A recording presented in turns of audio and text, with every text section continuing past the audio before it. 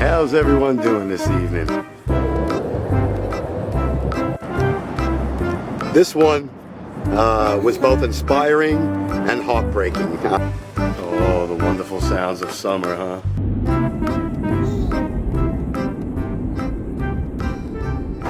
Hoo-wee, it's windy out today. Must be another episode of Strange News. Hello, everyone. Hope you're having a wonderful day. It is time for another episode of Strange News from around the world. I thought we'd start today's episode out with a cool little story from Japan. This past week was the Office Grand Prix. That's right, you heard me correctly. They host the Grand Prix of the office world once a year. You have over 55 teams that play as a three-man group. They compete in over 200 meters of events.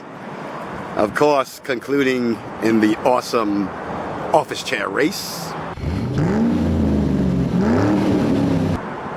If you've ever worked in an office, you know what that is. If not, I'm sure the pictures give you a good idea of exactly what that's like.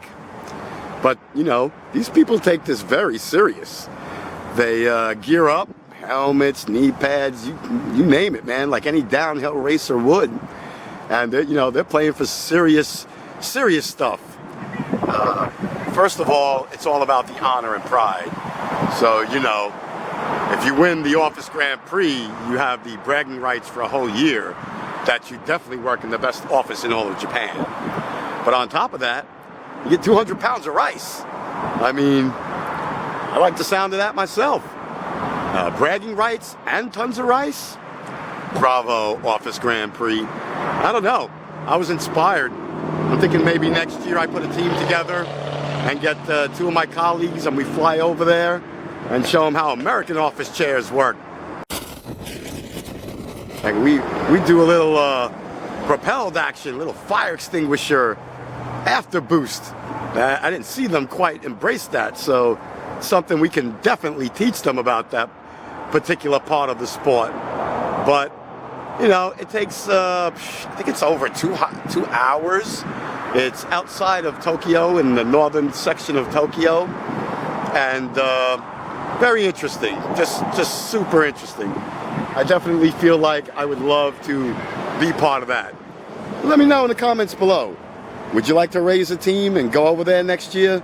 Show them how people from your land do office chair race, office chair triathlon? I'm telling you, man.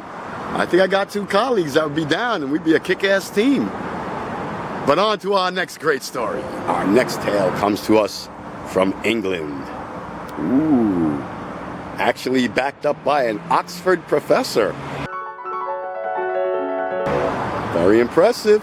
You guys are pretty smart over there. This particular gentleman, let's see, it's Dr. Chai, C-H-I, from South Korea. I believe I'm pronouncing that correctly. He wanted to alert us, the entire world, of all the activity that's been going on from the alien realm. It appears that aliens are breeding with humans. That's right. Alien-human hybrid.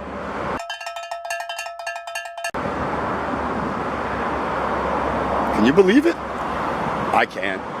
But then again, I mean, it's on the internet, so it must be true. Dr. Chai believes that the alien race has been watching us and is now concerned about climate change, the massive climate change we've created. And their solution is to breed with us and create a alien-human hybrid that will be able to exist in the climate that's coming. So I guess his theory is they're taking the best of theirs and the best of ours and, tossing it together and getting some kind of strange DNA soup mix. But I'm not sure. I mean, any 2 species with our known physics can't just breed and create a hybrid. I mean, I know it sounds great, but biology just doesn't work that way. But I mean, Dr. Chai, he's an Oxford professor. He's been given millions and millions of pounds to study this, and they believe his findings are solid. They're letting him teach this. So I mean, if your kids go to school at Oxford, you may want to make sure you're getting your money's worth. Don't let them take any kind of alien, human, extraterrestrial breeding classes, because they may be part of a very weird experiment that may or may not work. But thumbs up to you, Doctor. I never belittle anyone's work, and I can't disprove it. So therefore, maybe we should accept the alien's invitation to survive. Let me know in the comments below. Alien-human hybrid? Anything like that in your news? Any sightings where you live? Or do you know someone that may be one? I'd like to know. I'm very curious about this one. Alien-human hybrid. Professor at Oxford. It's a pretty big pedigree.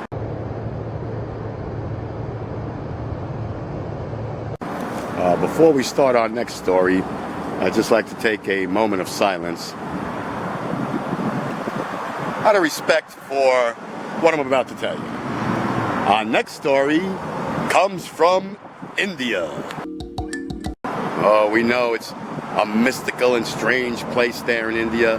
All kinds of unusual things, extra supernatural go on. Sometimes natural go on too. It appears that this week in a small village in India, a young man on a horse kicked 2 motorcyclists to death. That's right, you heard me. Boy on horse kills biker. Evidently, the bikers in question, I guess, pulled alongside the young man on his racing horse. Yup, racing horses, big thing in India. Underground horse racing going on currently. So, you know, this young man was arrested because evidently he was part of this underground Fast and Furious horse racing group. It appears that the bikers decided to challenge this young man by pulling up next to him. I guess like any good racing person does, and want to rev their engine. But unfortunately, the horsepower contained under the hoof was more powerful than the horsepower in the Royal Enfield. The horse reared up, kicked the rider and passenger in the head, sending them both down, killing one, severely injuring the other. Now, I know it sounds funny, but that's actually also considered manslaughter there too. It was a young man, they didn't disclose his age. He was arrested because they knew he was part of this underground Fast and Furious horse team. And this is actually the second time this month that the exact same unbelievable tragedy accident took place. One of these underground riders' horses reared up, kicked a motorcyclist in the head, killed him, man. Dude, power of the hoof. I live in Florida. I'm like I've told you many times, I'm a ride-in good old boy. Things with hooves don't play around. You take one to the head or chest, you ain't never forgetting that.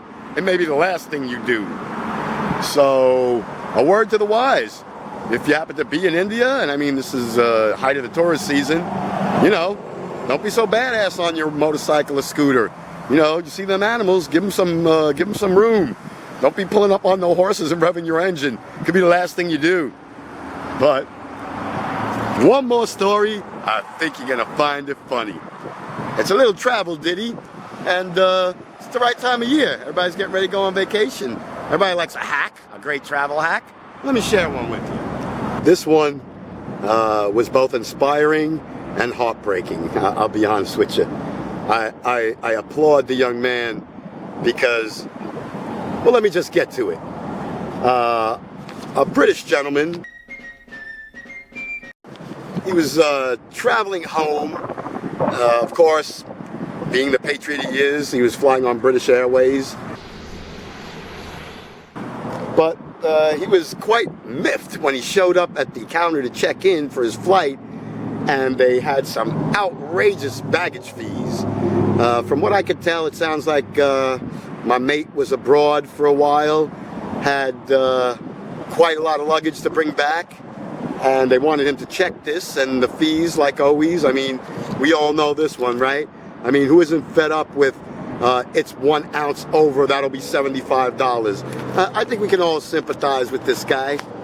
Well, he decided that he wasn't having it. So he stepped aside, thinking like the genius, you know, boss that he is.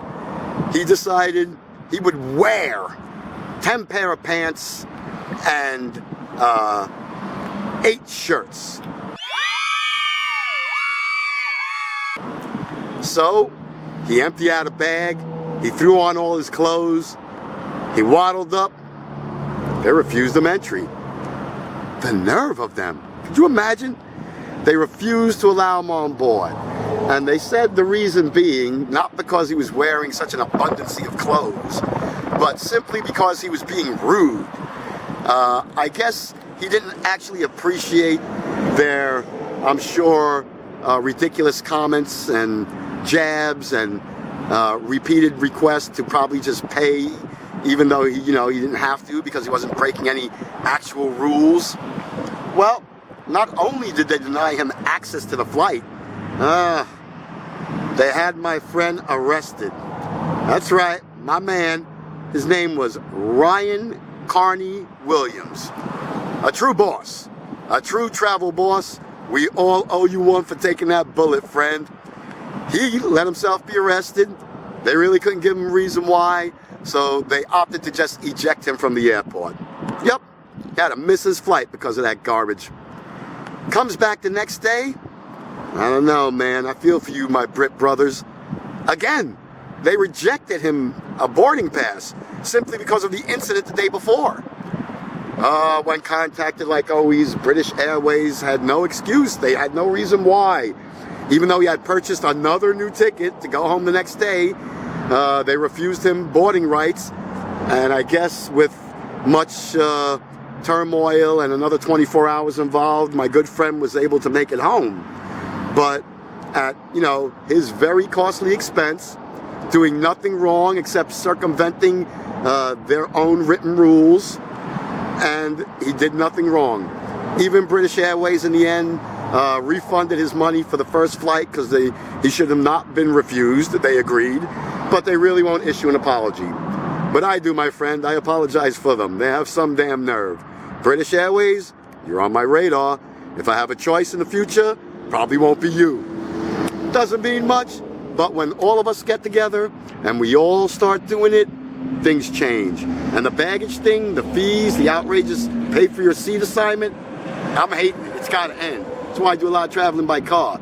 Unless I absolutely can't fly there, open road. Pay for my seat one time, not twice in one trip. Anyway, I thought you would all enjoy that. That's another episode of Strange and Odd Stories from Around the World.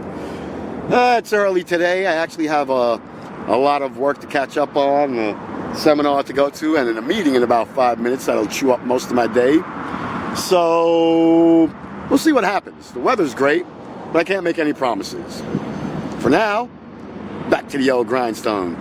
And leave it in the comments below.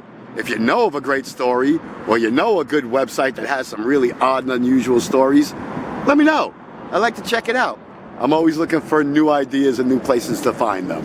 And remember, it's weird stories from around the world.